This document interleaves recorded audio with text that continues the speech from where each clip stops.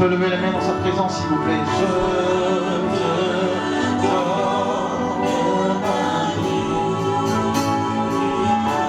Je t'aime tant, je t'aime. Est-ce qu'il y a les abandons du Saint-Esprit en ce lieu, Saint-Esprit? Saint-Esprit, je t'adore. Je t'adore.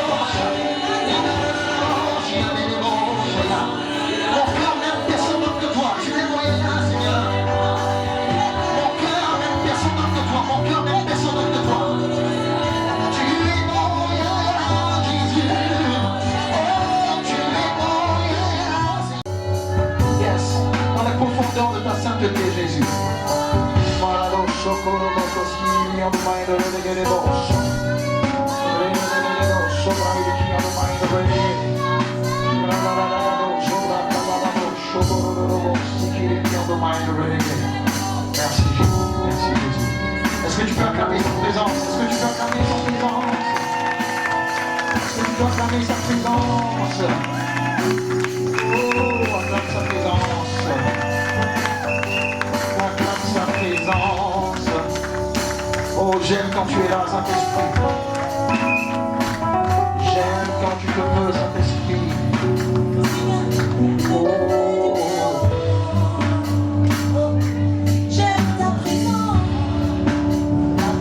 Yes, Lord. J'aime ta présence, Seigneur. J'aime ta présence. Oh, Seigneur. Oh, j'aime ta présence, Seigneur. J'aime ta présence. Plus que tout, Seigneur. J'aime ta présence. Plus que tout, plus que tout, plus que tout.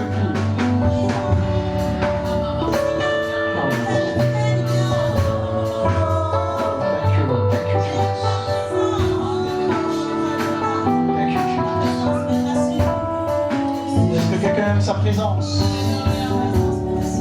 Est-ce que quelqu'un aime sa présence? Si tu aimes sa présence, lève la main simplement là où tu es. Et dis, Saint-Esprit, j'aime ta présence. Dis-lui, Saint-Esprit, j'aime ta présence. Oh, est-ce que quelqu'un peut envoyer un bisou au Saint-Esprit? Envoie-lui un bisou, envoie-lui un bisou. Dis, je t'aime, Saint-Esprit. Oh.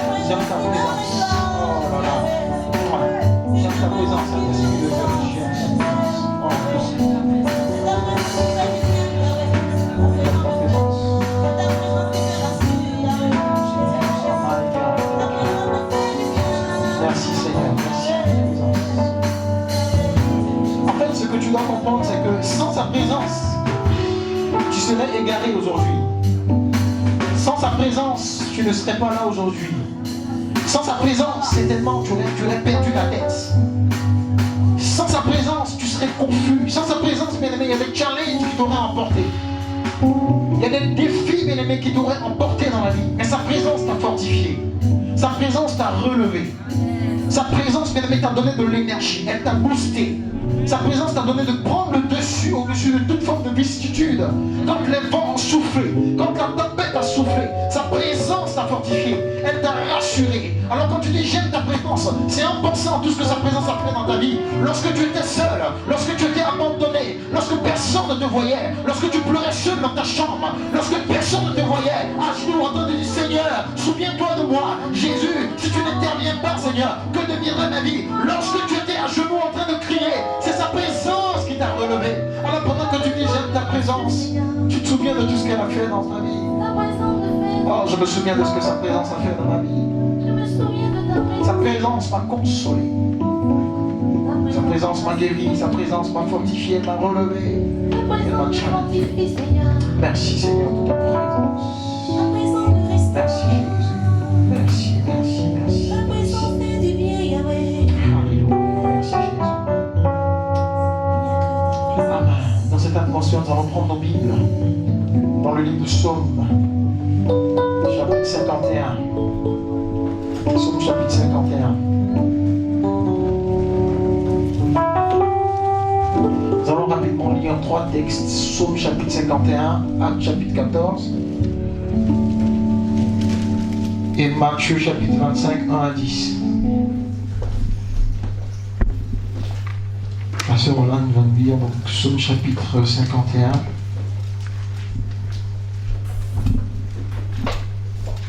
Dieu, fais-moi grâce conformément à ta bonté, conformément à ta grande compassion, efface mes transgressions. Lave-moi complètement de ma faute et purifie-moi de mon péché, car je reconnais mes transgressions et mon péché est constamment devant moi. J'ai péché contre toi seul. J'ai fait ce qui est mal à tes yeux. C'est pourquoi tu es juste dans tes paroles, sans reproche dans ton jugement. Oui, depuis ma naissance, je suis coupable. Quand ma mère m'a conçue, j'étais déjà marquée par le péché. Mais tu veux que la vérité soit au fond du cœur. Fais-moi connaître la sagesse dans le secret de mon être. Purifie-moi et l'hysope, et je serai pur. Lave-moi, et je serai plus blanc que la neige. Fais-moi entendre des chants d'allégresse et de joie, et les eaux que tu as brisées se réjouiront. Détourne ton regard de mes péchés, efface toutes mes fautes. Ô Dieu, crée en moi un cœur pur, renouvelle en moi un esprit bien disposé. Ne regrette pas loin de toi, ne me retire pas de ton Esprit Saint. Ne me retire pas ton Esprit Saint. Rends-moi la joie de ton salut et qu'un esprit de bonne volonté me soutienne. J'enseignerai tes voies à ceux qui les transgressent et les pécheurs reviendront à toi. Ô Dieu, de mon salut, délivre-moi du sang versé et ma langue célébrera ta justice. Seigneur, ouvre mes lèvres et ma bouche proclamera ta louange. Si tu avais voulu des sacrifices, je t'en aurais offert, mais tu prends pas plaisir aux holocaustes.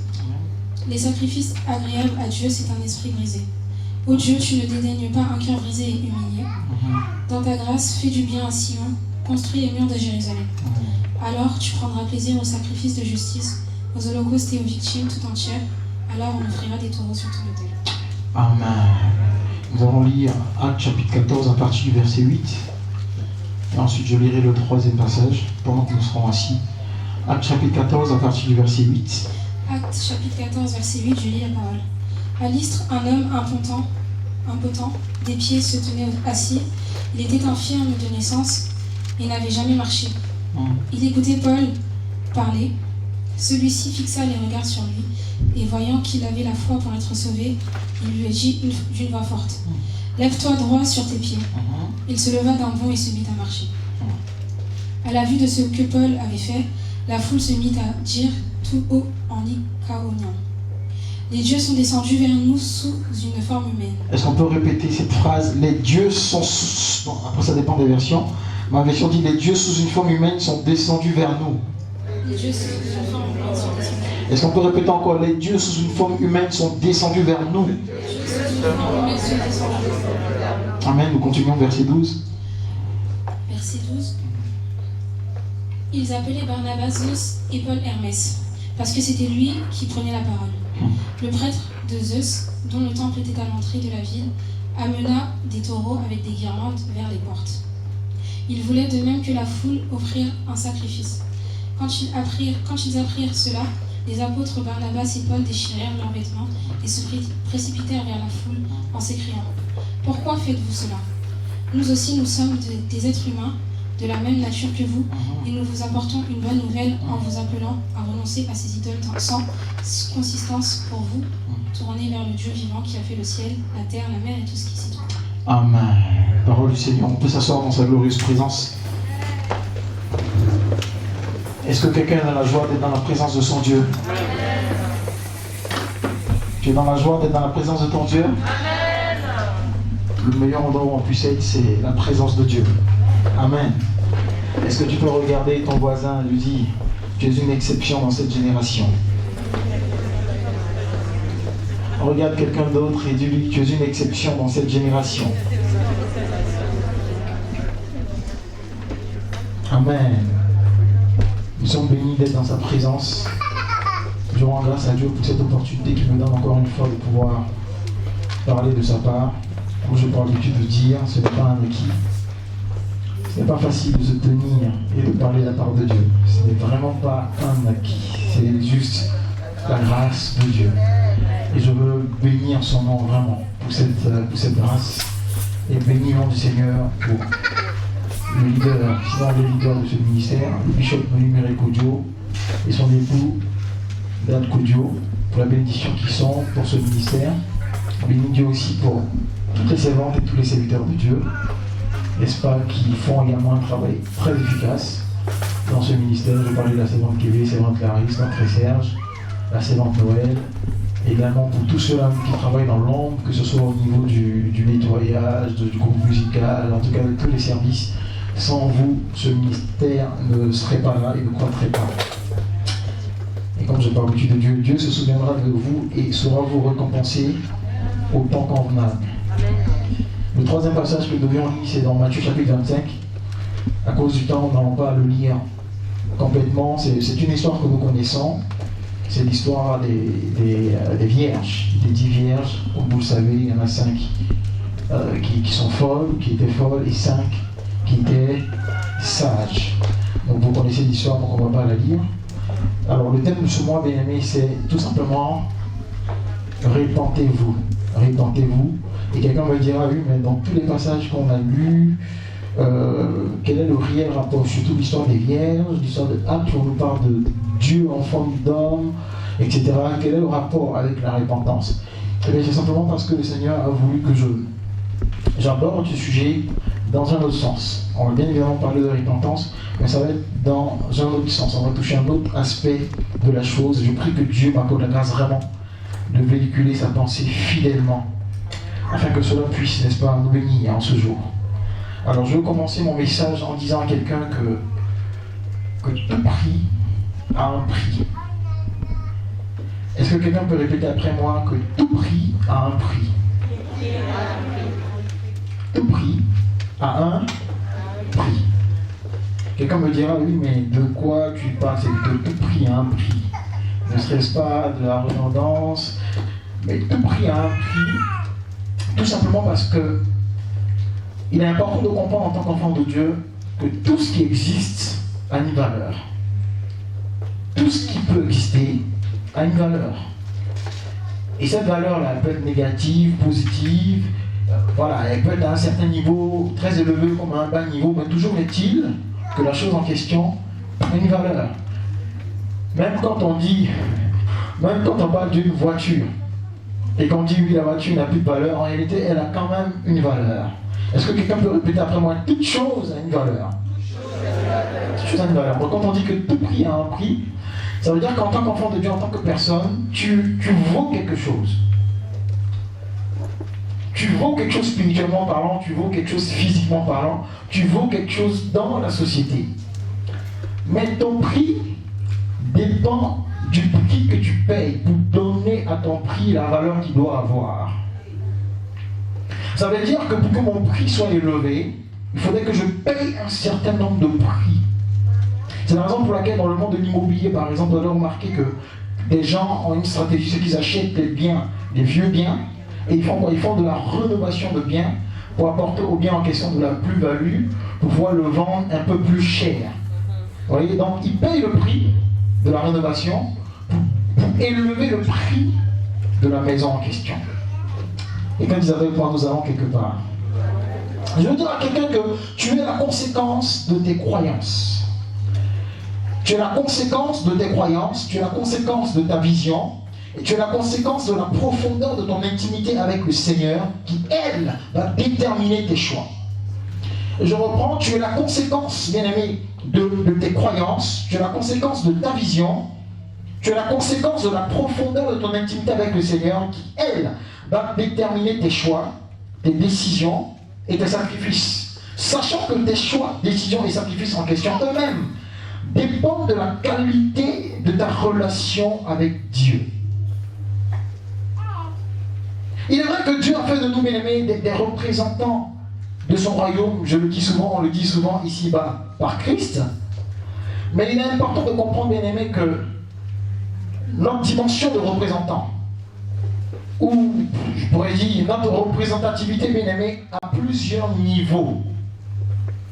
Ça veut dire que je ne représente pas Christ comme telle ou telle personne représente Christ. Donc il y a plusieurs niveaux de représentativité de Christ. Il y a plusieurs niveaux, il y a plusieurs dimensions de notre capacité à représenter Christ.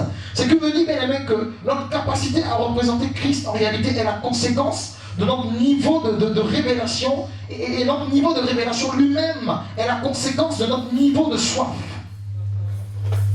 Il y a plusieurs paliers. On n'est pas tous au même niveau dans le Seigneur, c'est ça la réalité. On ne représente pas tous le Seigneur au même niveau. Voilà pourquoi un autre homme de Dieu, peut venir, il n'a même pas besoin de beaucoup parler. Il s'arrête là et puis les démons commencent à fuir pendant que d'autres vont peut-être transpirer. Les démons vont certes partir, mais il va y avoir un peu de transpiration. C'est une question de dimension, c'est une question de level en termes de représentativité. Mais je dis que la dimension en question va dépendre de ton niveau de révélation. Et ton niveau de révélation, quant à lui, va dépendre de ton niveau de soif. Ça veut dire qu'un homme est ce qu'il est, comme je le disais, par son niveau de révélation. Il y a des gens qui pensent que Dieu est d'une telle manière. Il y a des gens qui pensent que Dieu ne peut pas agir d'une telle ou telle manière. Il y a des gens à qui, quand on parle de guérison, de résurrection, de mort, ils se disent non, ça ce n'est pas de Dieu. C'est un niveau de révélation. Donc vous allez voir d'autres personnes qui sont arrivées à un niveau où ils n'ont même pas besoin de parler. Pendant que d'autres ne croient pas peut-être en la multiplication financière, il y a des gens qui expérimentent ça, la dimension des poissons qui approvisionnent. Ils se lèvent le matin, ils parlent, et les provisions viennent de nulle part. Parce qu'il a un niveau de révélation avec Dieu que toi et moi n'avons pas compris. Donc il est à un certain niveau, il est à une certaine aise. Tu sens tu as l'impression qu'il n'a pas de combat. En fait, ce n'est pas de ça qu'il est question. C'est parce qu'il est arrivé à un certain niveau de révélation. Amen. Il a compris des choses que d'autres personnes n'ont pas comprises. Il a perçu des choses que d'autres personnes n'ont pas pu percevoir. Et c'est ce qui détermine justement son niveau. Mais pour qu'il comprenne ces choses-là, il a fallu qu'il soit assoiffé, qu'il aille les chercher. Ce que je veux dire à quelqu'un en substance, c'est que il y a des choses que tu n'auras pas, que tu ne posséderas pas, si tu n'es pas assoiffé. Il y a des choses, bien aimés, qui ne viendront pas à toi si tu ne vas pas les chercher. C'est pour ça que je dis que ton niveau de révélation dépend de ton niveau de soif. Ça veut dire que tu peux identifier une certaine dimension, identifier un certain niveau auquel tu veux opérer. Mais la réalité est que si tu t'assieds là et que tu ne fais que contempler la dimension en question sans payer le prix, comme je le dis, tu ne l'atteindras pas. Donc il y a un prix à payer, et ce prix-là commence par ta soif, le désir d'aller vers la chose en question. Et c'est ce qui va permettre à Dieu de s'ouvrir à toi et de se révéler à toi. Je vais poursuivre encore pour dire à quelqu'un que j'ai parlé justement du fait d'être représenté. Il est important de savoir que notre représentation, bien aimé, bien souvent, spirituellement parlant, peut être représentée par une flamme. Nous le comprendrons plus tard. C'est-à-dire que chacun de nous, spirituellement parlant, a un degré de flamme. Je parle encore de dimension. Un degré de flamme. Et la flamme en question est alimentée par le feu et par l'huile. C'est-à-dire que chacun de nous ici présent a une flamme. Quand Dieu te regarde au ciel, il a une flamme, on va le comprendre plus tard. Je ne vais pas donner tous les textes maintenant, mais on va le comprendre. Et les flammes en question sont alimentées par l'huile, représentées par le feu et alimentées par l'huile. Quelqu'un dit avec moi l'huile. C'est pour ça que dans la parabole, justement, de ces folles et de ces sages, les 5 sages ont raté quelque chose. Parce qu'ils n'ont pas compris qu'il y avait un élément essentiel dont elles ne devaient pas manquer, et c'était l'huile. La flamme qu'elles avaient toutes, c'est la première flamme que tu as reçue en tant qu'enfant de Dieu. La flamme qu'elles ont reçue, c'est le jour où le Saint-Esprit t'a rempli, t'a touché, t'a visité. Elles ont eu le même niveau de flamme, il n'y a pas de souci. Elles ont tous une flamme, elles ont toutes par une flamme. Mais le problème ici est qu'il te faut une réserve en termes d'huile. Il te faut une certaine réserve qui continuellement va approvisionner ta flamme de manière à ce que la flamme en question non seulement demeure allumée, mais qu'elle puisse s'intensifier et atteindre une certaine dimension. Mais elles ont manqué d'huile. Alors que qui parle d'huile parle en même temps du Saint-Esprit. Vous voyez, la parole de Dieu, quand on devait le miroir, on utilisait des comptes d'huile. L'huile est un symbole, elle est des symboles du Saint-Esprit. Or, le Saint-Esprit est saint. Donc ça veut dire que si quelqu'un manque d'huile, ce qui peut se produire dans ta vie, c'est pour ça, j'arrive au terme, ne vous inquiétez pas, j'arrive au terme. Donc si quelqu'un manque d'huile, c'est probablement parce que la personne en question n'alimente pas convenablement le Saint-Esprit pour qu'il soit à l'aise en termes de sainteté. Et c'est vraiment pour laquelle, encore une fois, quand on dit répentez-vous, je le dis, mais ce n'est pas pour faire du mal à quelqu'un. Moi, je ne suis pas là aujourd'hui pour flasher, en fait, non. Mais je suis en train d'emmener quelqu'un à réaliser quelque chose. C'est qu'il y a des éléments qu'il te faut pour pouvoir triompher dans la vie. Il y a des éléments qu'il te faut pour pouvoir conquérir dans la vie. Il y a des éléments qu'il te faut pour pouvoir vaincre dans la vie. Il y a des éléments qu'il te faut pour pouvoir dominer dans ta vie. Il y a des éléments qu'il te faut pour pouvoir régner pleinement comme Dieu le veut. Mais aussi longtemps qu'il te manquera l'huile, aussi longtemps qu'il te manquera la plénitude du Saint-Esprit qui est alimentée par un certain niveau de sainteté, une certaine atmosphère, une certaine sphère de sainteté, il ne pourra pas opérer. C'est-à-dire qu'il ne pourra pas t'approvisionner en termes d'huile. Et s'il ne t'approvisionne pas en termes d'huile, ta flamme, pourra devenir un moment, mais au bout d'un certain moment, elle va simplement s'éteindre. Donc lorsque nous disons répentez-vous, on n'est pas en train de jeter des pierres à quelqu'un. On est en train de dire à quelqu'un fais attention. Parce qu'il y a des choses que tu es en train de perdre. Fais attention. Parce que ta dimension est en train de perdre sa valeur. Fais attention parce que ton identité spirituelle est en train de se ternir. Fais attention parce que si tu ne veilles pas sur un certain nombre de choses, tu vas perdre ta valeur. Et si tu perds ta valeur, bien aimé, ton prix sera simplement bas. Je veux dire à quelqu'un que quand Dieu parle de péché, il ne parle pas de péché simplement parce qu'il cherche, je ne sais pas, quelque chose pour nous condamner, etc. Non. Lorsque Dieu nous parle de péché ou de sainteté, c'est pour notre bien. Quand il nous dit de ne pas pécher, c'est pour notre bien. Vous savez pourquoi? Simplement parce que le péché détruit. Parce que le péché nous fait du mal. Écoutez, en tant que parent, en tant que père, vous ne pouvez pas accepter le fait que votre enfant, par exemple, boive, je ne sais pas, de l'essence ou du pétrole. Quand il sera en train de le faire, vous lui direz non, mais ne le faites pas, vous allez arracher la bouteille, la jeter très loin, parce qu'il est en train de se faire du mal. L'enfant en question, ne le comprenant pas, va peut-être pleurer, va crier pour dire mais papa, je ne comprends pas, ça ressemble à de l'eau, ça ressemble à du jus de pomme, je veux boire. Mais le père en question va l'arracher, jeter la bouteille en question, lui dire tu comprendras plus tard. Eh bien c'est la même chose. Il y a des choses aujourd'hui que tu trouves normales. Tu dis mais Seigneur, je ne comprends pas. Tu veux que je sois un chrétien coincé ou quoi? Mais je ne comprends pas. On a le droit quand même de s'amuser, on a le droit quand même, bon j'ai mon petit copain, on peut faire des petits bisous de temps en temps, on peut faire voilà, ceci, cela, on peut faire cela, etc. Pour le moment, il y a des choses que Dieu te demande que tu ne comprends pas. Mais ce que je suis venu te dire en ce jour, c'est que tu dois simplement obéir. De même que l'enfant qui ne comprend pas, pourquoi est-ce qu'on lui dit de ne pas arriver à la prise, ne le comprend pas aujourd'hui, mais le comprendra demain. Tu dois simplement dire Seigneur, c'est dur, je ne comprends peut-être pas tout, mais je décide simplement d'obéir, parce que toutes les décisions que tu prends en ma faveur, Seigneur, se tournent, se font pour que, Seigneur, ce que tu me demandes puisse être bénéfique pour mon futur. Ne cherche pas forcément à tout comprendre avec Dieu. Ne cherche pas à tout comprendre. Il y a trop de mathématiciens à l'église qui veulent poser des tableaux, qui veulent définir des équations. On ne cherche pas forcément à tout comprendre avec Dieu, il faut simplement obéir.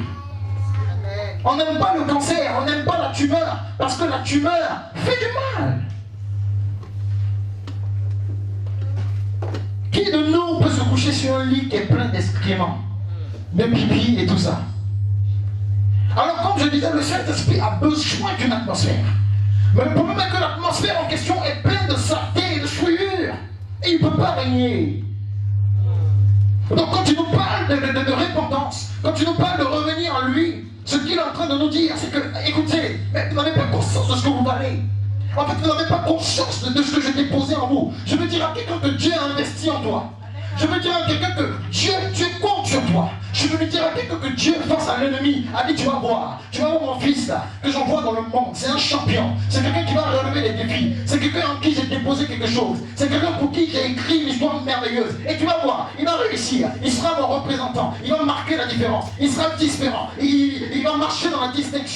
Il va marcher dans la supériorité. C'est quelqu'un que j'emploie dans le monde pour montrer ce que je suis, pour montrer une dimension que les hommes n'ont pas encore vue, pour manifester ma gloire à un niveau que les hommes n'ont pas encore expérimenté, pour manifester une certaine dimension de sagesse, une certaine dimension d'intelligence. Voici ce que Dieu avait prévu. Lorsqu'il t'a créé, voici ce qu'il avait prévu. Mais hélas, Dieu avait un plan. Et qu'est-ce qui s'est passé? Dieu avait un plan pour son église. Dieu avait un projet pour son église. Mais qu'est-ce qui s'est passé? Qu'est-ce qui s'est passé? Pourquoi est-ce que l'huile manque? Le livre d'Hébreux chapitre 1, verset 1, verset 7 nous dit de plus. Il dit des anges, celui qui fait de ses anges des vents et de ses serviteurs une flamme de feu. Il fait de ses serviteurs, de toi et moi, des flammes de feu. Pour encore renforcer ce que je suis en train de dire, nous sommes des flammes de feu. Somme 29, verset 7, nous dit que la voix de l'Éternel fait jaillir des flammes de feu. Je veux dire à quelqu'un que dans la dimension de flamme, si tu veilles vraiment à ce que ta flamme demeure allumée, bien-aimé, tu deviendras la voix de l'Éternel. C'est-à-dire que lorsque Dieu parlera, tu en seras le produit. C'est-à-dire que... Quelqu'un n'a pas compris ce que j'ai dit. La Bible dit que la voix de l'Éternel fait jaillir des flammes de feu. Ça veut dire que les flammes de feu en question sont la résultante de quoi? De la voix de Dieu. Et je suis en train de dire que ce que Dieu veut, c'est que ta vie soit le résultat de ce qu'il proclame. C'est-à-dire que quand Dieu se lève dans cette génération et qu'il dit à partir d'aujourd'hui, je veux commencer à élever des milliardaires, parce que sa bouche l'a dit, toi, tu dois être la flamme qui manifeste cela. C'est ce que Dieu veut. Quand il dit que je veux des hommes qui vont commencer à marcher sur les eaux, opérer des miracles extraordinaires, libérer des biches, chasser des démons avec ma puissance, quand Dieu le dit, la flamme qui sort, c'est toi et c'est moi. Nous sommes le résultat de ce qui sort de la bouche de Dieu. Apocalypse 1, verset 14 dit, sa tête et ses cheveux étaient blancs comme de la laine blanche, comme de la neige. Ses yeux étaient comme une flamme de feu. Je veux dire à quelqu'un que Dieu veut que tu sois tes yeux dans ce monde. Dieu ne t'a pas envoyé pour accompagner les autres.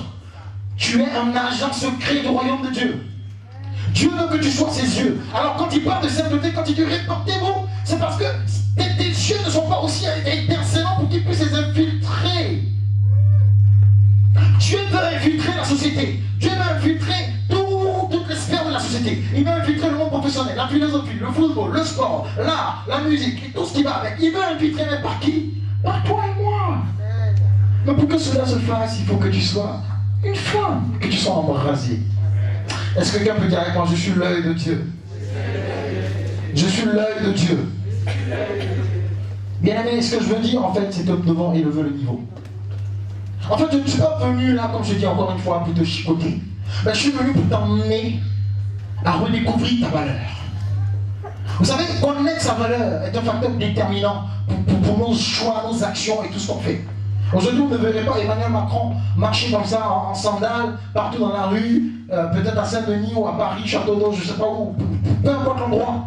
Pourquoi? Parce que sa valeur ne le permet pas. Alors aujourd'hui, je ne suis pas là pour te marteler, mais je suis en train de te dire que les choses que tu fais ne sont pas à la hauteur de ta valeur. Je suis en train de te dire que les choix que tu es en train de faire ne sont pas à la hauteur de ce que tu vaux. Je suis en train de dire à quelqu'un que la dimension à laquelle tu es en train de fonctionner n'est pas à la hauteur des attentes de Dieu.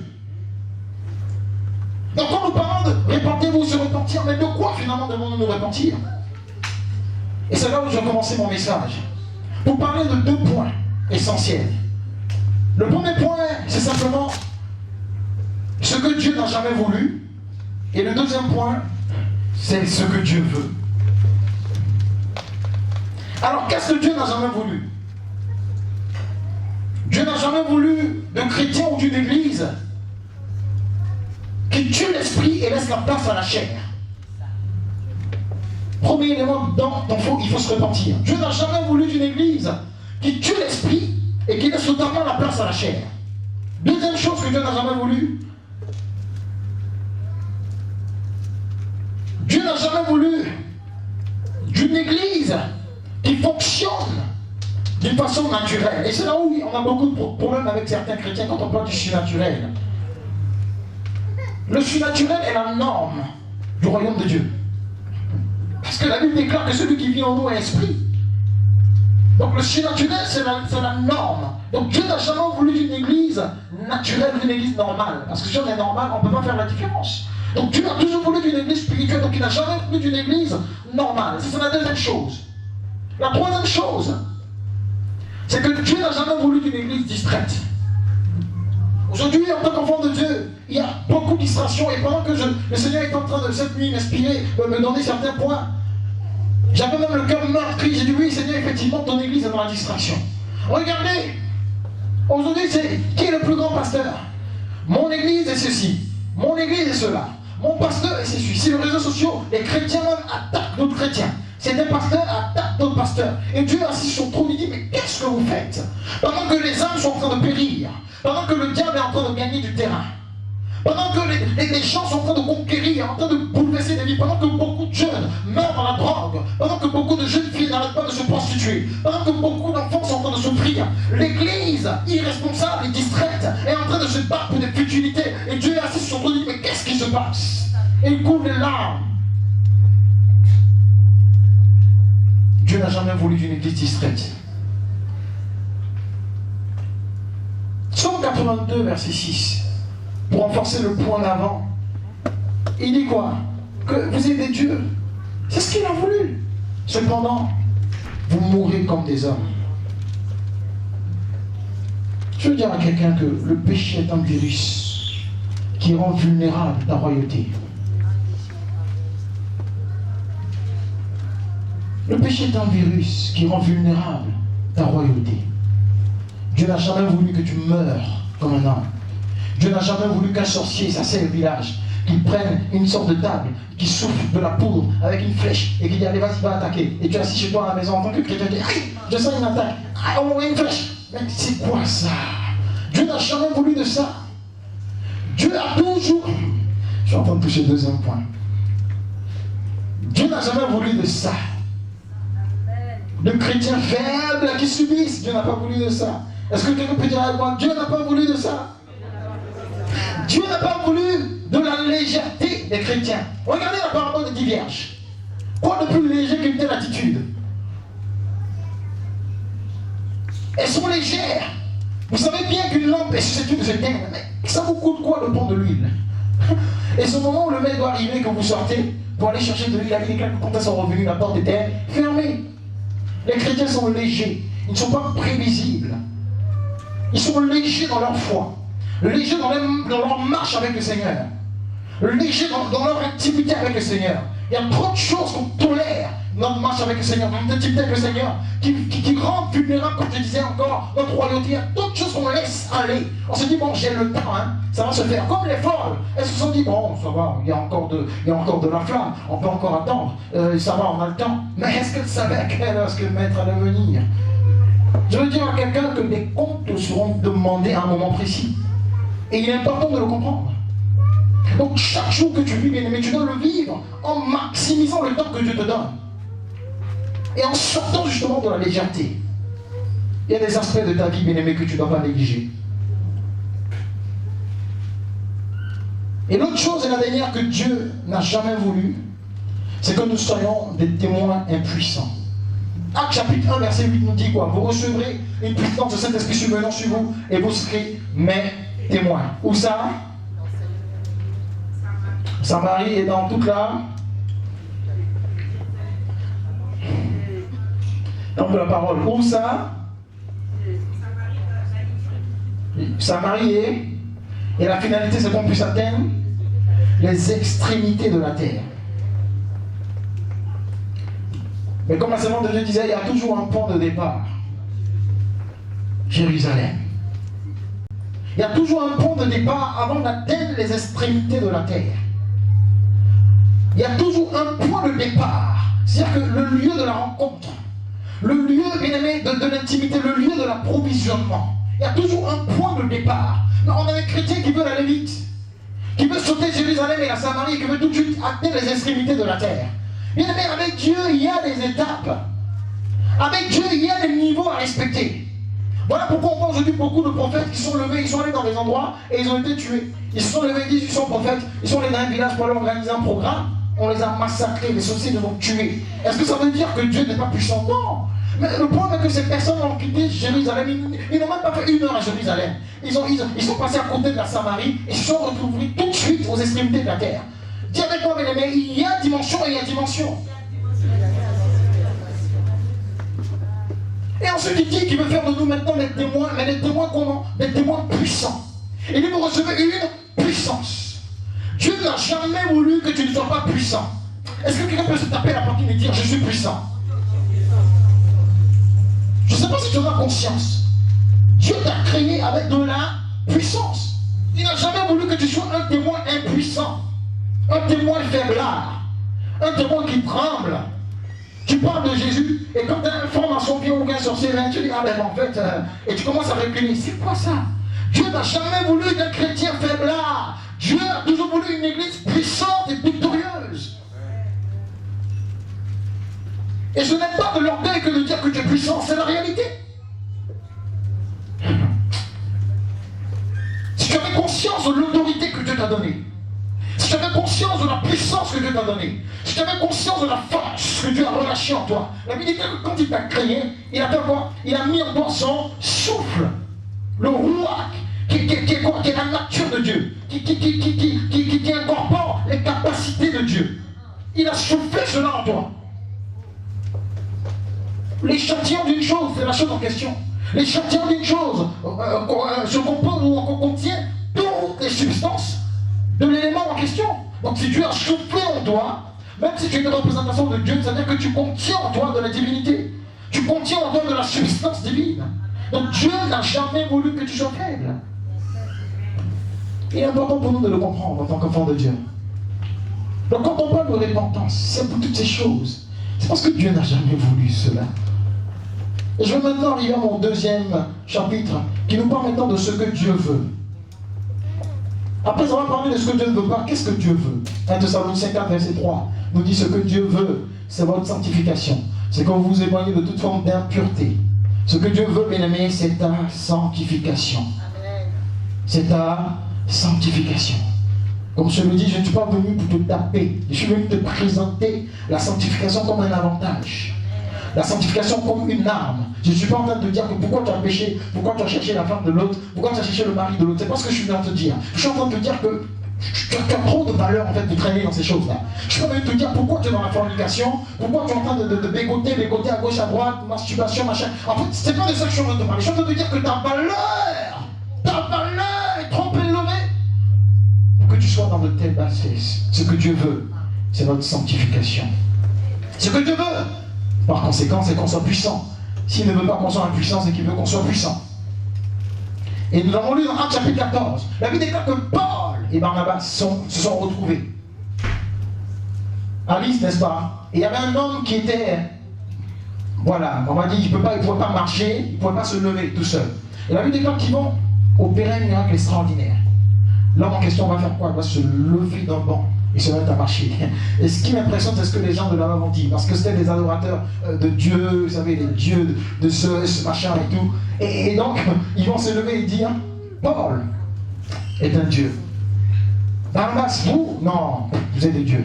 Ce sont des dieux en forme d'homme qui sont venus là. Ça, c'est non, c'est pas possible. Vous n'êtes pas des hommes. En fait, ils n'avaient pas tort. Le seul tort qu'ils ont eu, en fait, c'était de les adorer. Mais ils n'ont pas eu tort de dire que les dieux en forme d'homme sont venus sur la terre. Aïe, aïe, aïe. En fait, je viens de libérer quelque chose dans l'atmosphère. Je suis en train de dire à quelqu'un que tu es Dieu en forme d'homme. Je suis en train de dire que pour ta famille, tu es un Dieu en forme d'homme. Je suis en train de dire que pour ton travail, tu es un Dieu en forme d'homme. Écoute, je suis en train de dire à quelqu'un que pour ton environnement, tu es un Dieu en forme d'homme. Celui qui te touche à toucher ton Dieu. Celui qui te touche à toucher ton Dieu. On ne peut pas parler d'un chrétien n'importe comment. On ne peut pas toucher un enfant de Dieu comme si de rien n'était. Un enfant de Dieu, quelqu'un qui est rempli de puissance, qui a de la divinité en lui. Il a du contenant, il a de la substance. Un enfant de Dieu n'est pas n'importe qui. Et je suis en train de dire à quelqu'un que tu as de la divinité en toi. Arrête de te négliger. Arrête de te contenter de la bassesse. Il y a une dimension de divinité à laquelle Dieu veut que tu opères. Et ce n'est pas un péché, c'est Dieu qui le veut, c'est Dieu qui le désire.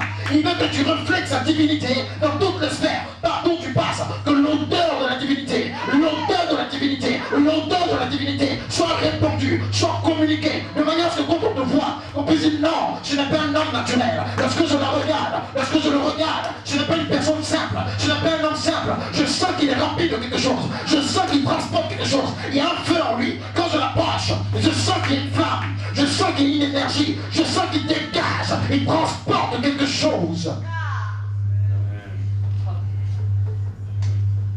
Quand Dieu nous parle de nous repentir, c'est pour nous repositionner à ce niveau. La Bible dit qu'ils ont vu Paul et Barnabas comme des dieux. Mais ce sont des dieux, c'est pas possible. Non, écoutez, adorons-les. Vous pensez qu'ils présentaient, ils étaient sérieux. Et la Bible dit d'ailleurs que c'est à peine que Paul et Barnabas ont pu empêcher que ces gens se l'adorent. Ça veut dire que malgré toutes les paroles, ils n'ont pas pu empêcher. Et je suis en train de dire à quelqu'un, il y a des choses que tu vas commencer à expliquer aux gens. Et moi, non, non, non, tu n'es pas simple. Tu vas lui dire, mais non, je suis un homme comme toi. Non, non, non, il y a un truc en toi. C'est-à-dire que ce sont des gens même qui vont commencer à discuter sur la gloire de Dieu en toi, sur la puissance de Dieu en toi, sur l'onction que tu transportes. Ce sont des gens eux-mêmes qui vont confirmer ce que tu transportes. En ce jour de Pentecôte, c'est ce que Dieu veut faire. Finis le temps où tu déblatères, finis le temps où tu discutes, tu justifies ta chrétienté. Finis ce temps-là. Ce sont des gens qui vont te regarder et te dire, oh, c'est Dieu en forme d'une femme. Dieu en forme d'un homme. Je sens qu'elle transporte quelque chose. Voici ce que Dieu veut.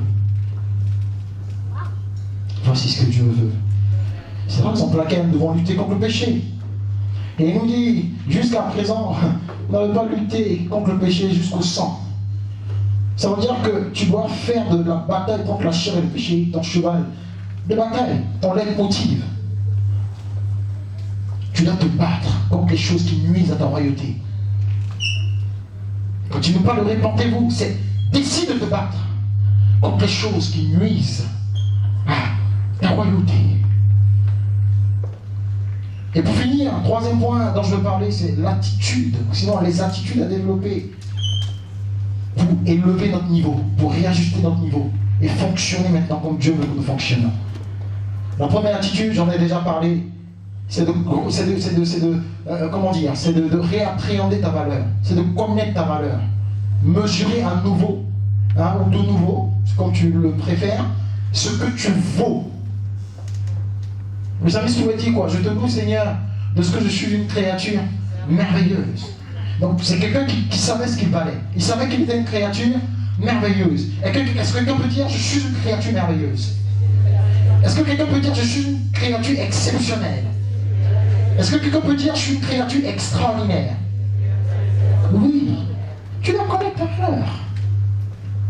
Peut-être que dans la vie on t'a brisé. Tu as connu des situations qui t'ont fait perdre ta valeur. Tu as eu une enfance difficile. Je suis en train de parler de la vie de quelqu'un. Tu as eu une enfance difficile. Tu as été beaucoup brisé dans la vie. Tu as eu une enfance de peine qui t'a arraché quelque chose, qui t'a arraché l'estime de ta personne. Je parle de la vie de quelqu'un qui t'a arraché l'estime de ta personne. Mais en ce jour, mon Dieu m'envoie te dire que tu as quand même de la valeur. Tu as vécu tellement de choses, tu as traversé tellement de situations. Tu as désobéi à Dieu, c'est vrai, tu as chuté, tu as fait des choses où tu vis dans la culpabilité. Tu te dis, mais est-ce que Dieu peut encore me prendre? Est-ce que Dieu peut encore me toucher? Est-ce que Dieu peut encore me pardonner? Donc Dieu te dit que si seulement tu as la bonne volonté, si seulement tu prends une décision, il dit qu'il est prêt à te reprendre, à redorer ton blason et te redonner cette valeur-là. Tu dois connaître ta valeur. Tu as le prix aux yeux de Dieu. Une fois que tu connais ta valeur, bien aimé, ce que tu dois faire, c'est de viser la perfection. Il est possible d'être parfait en Jésus-Christ de Nazareth. C'est ce que Dieu veut. Il ne faut pas, en fait, il faut pas se prétendre. Il ne faut pas prétendre être parfait, mais il faut aspirer à la perfection. C'est-à-dire que ça donne ton but tous les jours. Hier, je me mettais facilement en colère quand mon époux ou quand ma femme me disait ceci. Demain, ce que je vais faire, c'est que je vais essayer de me calmer. Quand elle va parler, je ne vais pas répondre. Quand il va parler, je vais essayer de ne pas répondre. Oh, ce collègue-là, il arrive toujours à m'énerver. Eh bien, parce que je suis une personne qui vise la perfection, et ce que je vais faire, c'est que le lendemain, quand la personne va parler, je vais essayer de me taire, je vais essayer de me maîtriser. Quelqu'un qui vise la perfection est une personne qui veille continuellement sur sa vie. Dans le monde de la gestion de projet, on va appeler ça le système de veille. C'est-à-dire qu'il met un système en place qui lui permet de veiller continuellement sur lui, continuellement sur ce qui sort de lui, ce qui rentre en lui. Il veille, dans le but de faire quoi? De s'améliorer, d'atteindre la perfection. Est-ce que quelqu'un peut dire après moi, la perfection est possible? Est-ce qu'il te faut également, pour atteindre cette dimension, c'est que tu dois crucifier ta chair? J'en ai parlé, donc je ne vais pas m'attarder sur ce point pour aller rapidement, on est à la fin. Tu dois crucifier ta chair. Tu dois tuer la chair. Attention, quand on parle de chair, on ne parle pas de corps. Parce que nos parents d'avant, les ancêtres chrétiens, ont eu à confondre la chair et le corps. Au point où tu voyais justement des pasteurs avec des chaussures tordues. Hein, tu voyais des évangélistes avec des sandales tordues. On dit oui, ça, c'est ça. Dieu a dit de tuer la chair. Donc, quand on est trop sapé, c'est que, bon, voilà, on n'est pas spirituel, quoi. Donc, il faut des chaussures décollées, des t-shirts. Il se croyait tellement spirituel. C'est-à-dire que quand il est sale, quand la sœur sent mauvais, ça veut dire qu'elle est spirituelle. Non. Quand on parle de chair, on ne parle pas de corps. Lorsqu'on parle de chair, bien aimé, on parle des œuvres qui justement arrivent à freiner ta divinité. On parle de toutes ces œuvres-là qui viennent atténuer l'onction en toi. On parle des œuvres qui viennent corrompre ton système de pensée et t'empêcher de fonctionner à la dimension dans laquelle Dieu veut que tu fonctionnes. Voilà pourquoi Galate nous en parle. Il nous parle de quoi? La colère. Il nous parle encore de quoi? Il nous parle de quoi? L'ivrognerie, il nous parle de quoi? L'impudicité et j'en passe. Donc 1 Corinthiens 6 également nous en parle. Donc lorsqu'on parle de chair, on parle de ce qui vient justement ternir le corps en question. Mais il n'est pas question de te laisser aller. Est-ce que vous lisez Apocalypse? C'est juste une parenthèse que j'ouvre. La Bible déclare qu'au ciel, c'est-à-dire que là où toi et moi on va vivre d'ici quelques années, hein, les murailles, le sol, et toutes ces choses-là, on te parle de quoi? De chrysolite, on te parle d'or, on te parle de pierres précieuses. Est-ce que tu... Oh my goodness. Non, ne rate pas le ciel. Fais tout pour ne pas rater le ciel, je t'en supplie. Non, je t'en supplie, fais tout pour ne pas rater le ciel. Parce que tu peux pas... Non, attends. C'est-à-dire que je vais marcher sur de l'or, comme ça. Et la Bible dit qu'il n'y aura même pas de... Non, je suis pas là pour te flageller. En fait, je suis venu t'emmener à réaliser ce que tu pourrais rater si tu ne fais pas les bonnes choses. Je suis venu t'emmener à réaliser ta valeur. Il dit le ciel, il y a de l'or là-bas, hein, et puis il dit il n'y a même pas de nuit, parce que la gloire de Dieu est claire. Il n'y a même pas besoin il n'y a pas de nuit ni de journée. C'est-à-dire, je me réveille le matin, je suis rassasié de la gloire de Dieu. Je suis là, je suis dans la gloire de Dieu, revêtu de vêtements de gloire, je marche de l'or. Quelle dimension de gloire, quelle dimension de puissance, quelle dimension de règne. Et tu veux rater ça pour aller où en enfer? Pour aller brûler en enfer, pour aller périr en enfer, à cause d'un petit copain, pour aller brûler en enfer, à cause d'une main droite qui te dit fort quelque chose. Non, tu ne dois pas rater le paradis, non. Tu ne dois pas jouer avec la divinité en toi, non. Tu ne dois pas jouer avec l'appel de Dieu sur ta vie, non. Est-ce que quelqu'un peut dire avec moi, non? La promesse est trop grande pour qu'on puisse s'amuser. Peut-être que tu l'as oublié, mais je dis il y a une promesse sur ta vie. Peut-être que l'ennemi l'a pas oublié, mais je dis il y a une promesse sur ta vie. Il y a un pronostic qui a été établi te concernant. My goodness. Amen. La gloire de Dieu. The glory of the Lord. La gloire de Dieu. Je me réveille dans la gloire de Dieu. Un parfum de gloire. Dans une dimension de pureté totale. Il n'y a pas de souillure. Il n'y a pas de méchants qui dérobent. Il n'y a pas de trucs bizarres. De Boko Haram. De je ne sais quoi. Non, c'est vraiment le règne. Quand je me réveille le matin, je dis bonjour papa Abraham, ça va? Il me dit oui, bonjour Christian, ça va? Et puis quand tu étais sur la terre, c'était pas mal, hein? Mais il y a telle chose que tu as dites que voilà, tu ne devais pas dire papa, laisse ça. Le plus important c'est que je sois ici, hein? Et tu vois, je me lève et puis je salue pour faire Élisée. Élisée, c'est comment? Il faut que tu me réveilles des donc, hein? Il me dit non, mais tu n'as plus besoin de ça ici parce que tu es dans la divinité. Oh bien aimé, je dis il y a une dimension, il y a un niveau, il y a une promesse, il y a quelque chose qui t'attend. Je te parle du ciel. Tu vas voir Esther. J'espère qu'elle a toujours son parfum. Tu pourras le sentir. Tu vas rencontrer toutes ces personnes là, je te dis. Tu pourras même voir Samson pour dire toi aussi Samson, pourquoi tu n'as pas été vigilant? Et puis dans le petit coco, tu as dit, fais attention, Dalila là, tu vas les voir. N'est-ce pas merveilleux? Oui, Marie que vous cherchez ici là. Marie, vous allez voir Marie, maman Marie. Bon, ça c'est encore un autre débat. Je ne vais pas rentrer dans ce sujet, mais elle y sera. D'accord? C'est la mère de Dieu. Que Dieu soit béni pour sa vie. Amen. Nous la verrons au ciel. Vous verrez toutes ces personnes là. Oh bien aimé, je vais m'arrêter là parce que j'ai 2 points mais je ne vais pas les développer. Mais en fait, ce que je veux dire pour finir, en fait, c'est que pour régner, il y a une chose ultime qu'il te faut, c'est le soupir. Et ça, c'est ce que le Seigneur m'a dit. Le soupir a une puissance et un pouvoir. En fait, ce que je suis en train de dire à quelqu'un, c'est que ce n'est pas que tu ne vas jamais t'exposer à la tentation ou à la faiblesse. Ce n'est pas ce que je dis. Mais ce que je dis, en fait, c'est que tu dois activer en toi un système automatique de soupir. Vous savez, c'est quoi le soupir? C'est le fait d'être dans une faiblesse, c'est vrai. D'être dans une situation, c'est vrai.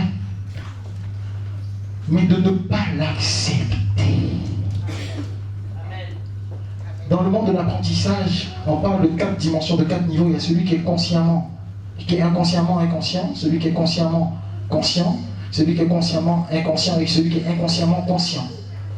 Donc ça veut dire en fait que, en tant qu'enfant de Dieu, tu ne dois pas être inconsciemment inconscient. Mais tu dois être conscient de ce que je suis en train de vivre n'est pas de Dieu. Alors je suis en train de dire à quelqu'un que il faut faire attention, mes amis, aux hommes qui sont dans la dimension du soupir. Parce que ce sont des gens de personnes que tu vois la journée avec une faiblesse. Et tu commences à le critiquer. Le pasteur là, la soeur là. Mais tu ne vois pas la personne la nuit. Et c'est pour ça qu'on a lu le psaume 51. Parce que David était un homme qui se voit avec des faiblesses. Mais la nuit, ça va chercher Dieu. Vous dites, Seigneur, je suis faible. Mais je t'en supplie, Seigneur. Je ne veux pas de cette vie. J'ai le regard, la masturbation, ce n'est pas ce que je désire. J'ai besoin de ton aide, j'ai besoin de ton soutien. Seigneur, regarde cette faiblesse. Je traverse cette situation, mais ce n'est pas la vie que je veux mener, Seigneur. Regarde, je bats ma femme, mais ce n'est pas ce que je veux. Seigneur, j'insulte mon mari, mais ce n'est pas ce que je veux. Je parle mal, je suis arrogant, je suis orgueilleux. Mais Seigneur, je t'en supplie, Père. Ne me laisse pas à ce niveau, Père. Ne me laisse pas dans cette bassesse.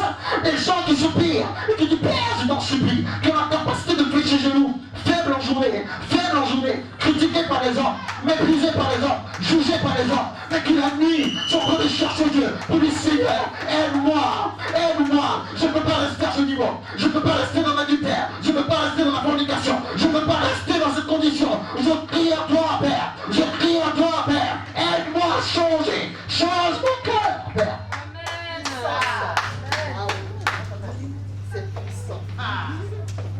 Et toi tu le juges. Et toi tu la juges. C'est pour ça qu'il y aura des prostituées au ciel. Parce que pendant qu'en journée, elle fait ses machins, tu ne sais pas. Bien aimé, qui rêve d'être prostituée? Dites-moi, vous êtes des femmes. Quel plaisir il y a à se prostituer? Ça ne me fait pas plaisir. La nuit, elle pleure. Pour dire Jésus, oh la pauvreté de ma famille.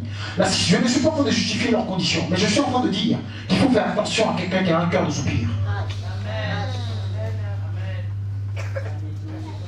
Alors, pourquoi on voit des hommes de Dieu, on dit malgré tout ce qu'il fait, Dieu avec lui, on a l'impression que Dieu même, Dieu franchement on ne comprend pas quoi. Le gars il fait des choses bizarres, nous on se consacre, mais lui justement parce que tu es trop. Non, il y a une dimension d'humilité qu'il faut avoir avec le Seigneur. Sinon, Dieu va te, les Ivoiriens disent que Dieu va te montrer ça bien.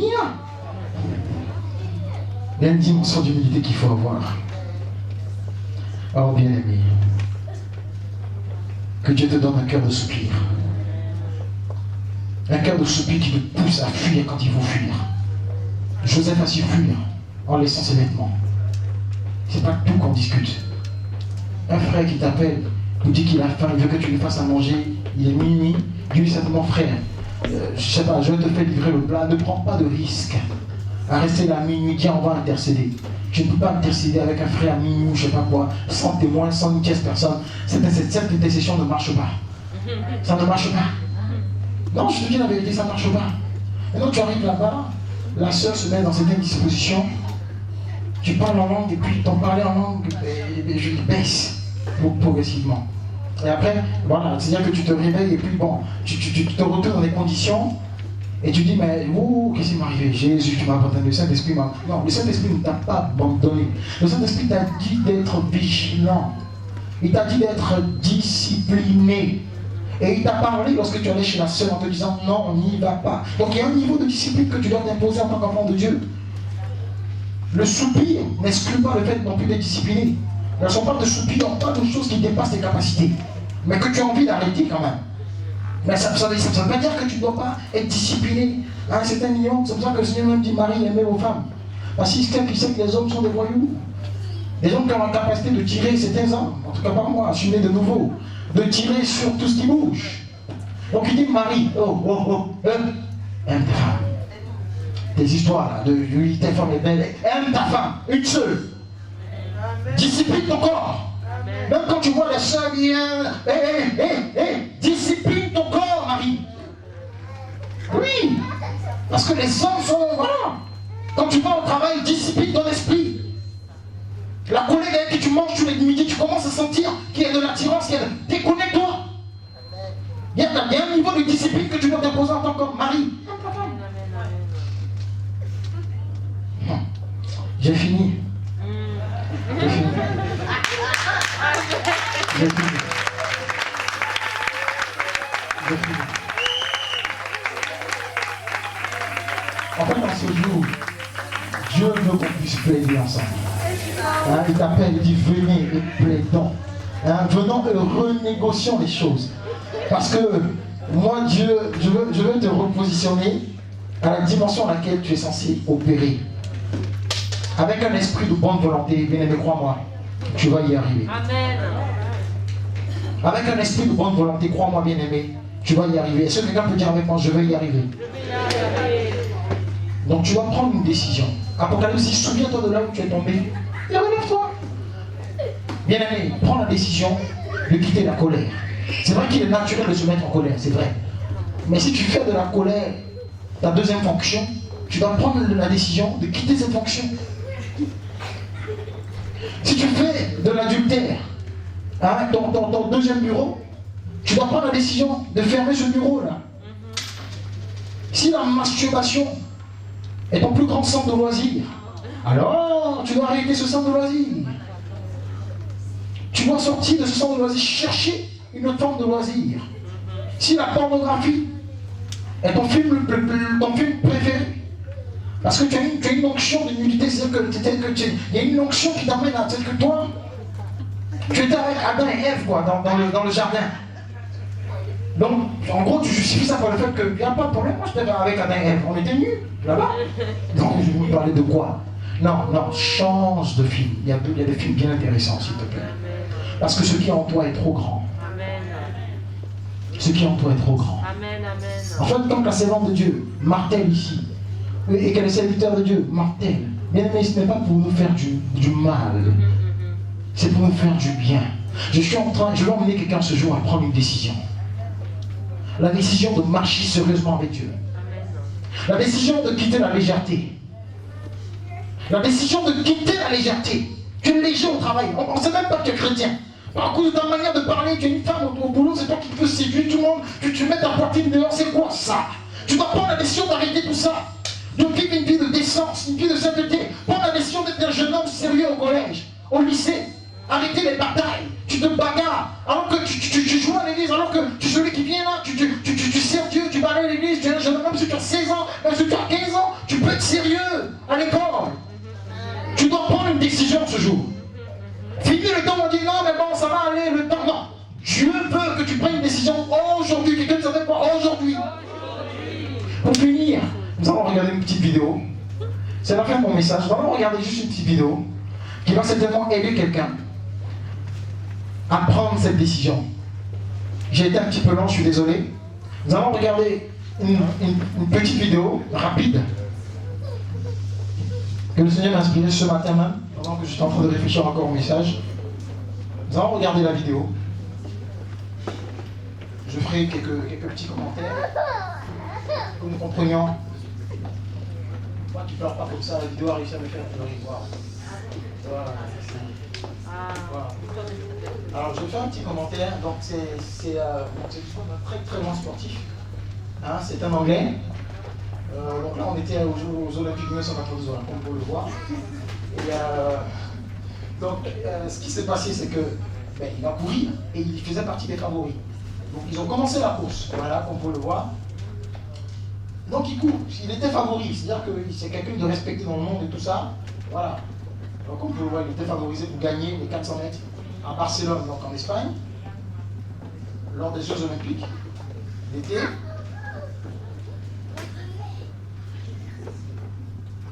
Voilà. However, disappointment came about. Donc vous voyez, il y a une déception qui est arrivée à 250 mètres de la fin. C'est-à-dire qu'il était à 250 mètres de la ligne d'arrivée. Et regardez ce qui se passe. Vous voyez, il a un petit souci au niveau de la cuisse. Et hop. Il n'y a pas la musique, il n'y a pas le son. Et le son, You Raise Me Up, qui accompagne est vraiment pas mal. Non, il ne s'est pas encore relevé. Là, on remonte en fait. Comment est-ce qu'il est tombé. Le son aurait été bien. Ça permet de vivre en fait les émotions de la vidéo et de mieux comprendre la portée de la portée. Une histoire vraiment challengeante, une histoire touchante. J'espère qu'elle enverra quelqu'un vraiment à comprendre beaucoup de choses. Voilà. S'il vous plaît, frère Rodrigue, avoir le sens, ce serait vraiment bien. Pour bénir la vie du Seigneur, pour le frère Rodrigue vraiment qui fait un travail extraordinaire. Vraiment. C'est lui. Donc là, c'était au début de la course. Voilà. Donc il s'échauffe, hein, toujours. On n'a toujours pas le son.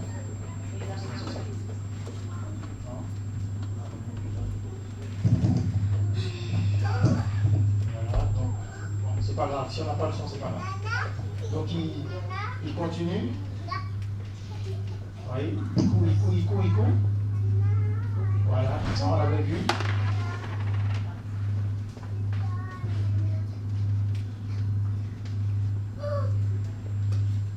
Voilà. Là, il était bien positionné, hein. Bien parti, à 250 mètres de la ligne d'arrivée. Vraiment un favori, quoi. Il continue. Et là, hop. Ouais, tout le monde l'a dépassé alors qu'il était vraiment là. Peut-être qu'il aurait pu gagner.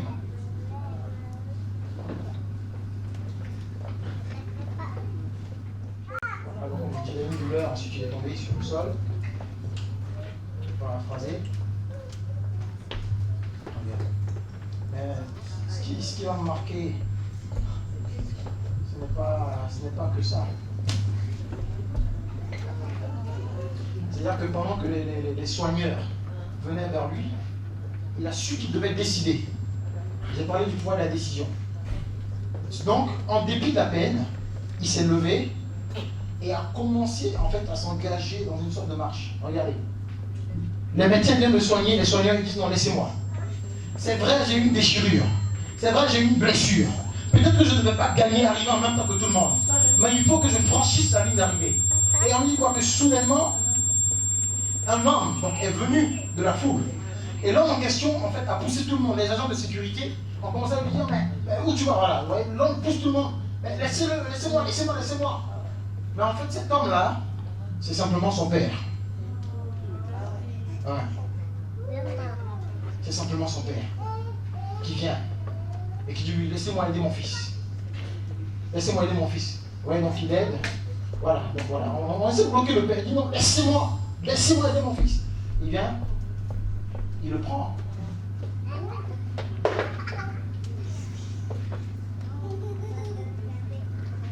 Et en fait, il disait à son fils, tu n'es pas obligé de faire ça. Parce que tu souffres en fait. Non, tu nourris. Tu n'es pas obligé. Mais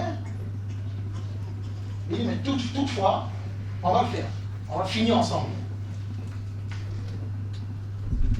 Le père a pris ses bras, sa main. En fait, il a embrassé en quelque sorte. Et il a aidé.